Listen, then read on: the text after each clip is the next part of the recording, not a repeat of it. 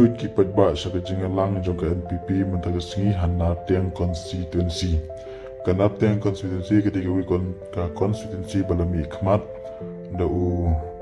deputy chief minister atau di u mas balang dhar. Bat kani ka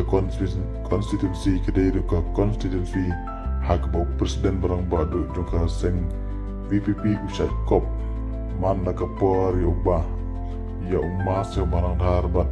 Bapen mi iru statement lagi ni kisi kibla dapba kuat goni le election persya yuma senga balang dah karena kecing tu jeng kipat ba pause uni presiden barang badu jeng seng BPP usat kop man nakapor dan naga yang kecing siu jeng aru ka bahaya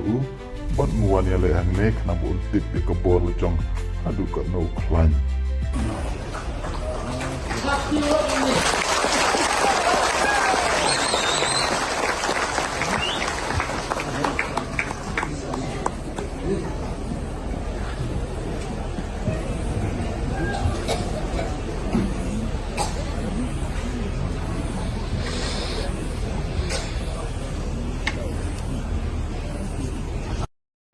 Profesor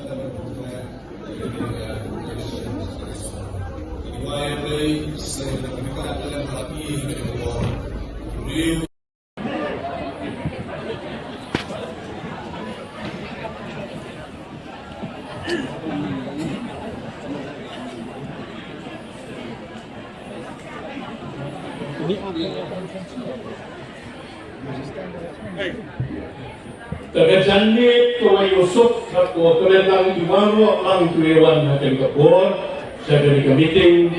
kawan nongkong akan natin constituency hanggang ito wakan ika by-election MP ko daw timani katarik adin ko dayon dahil lang hindi naduukan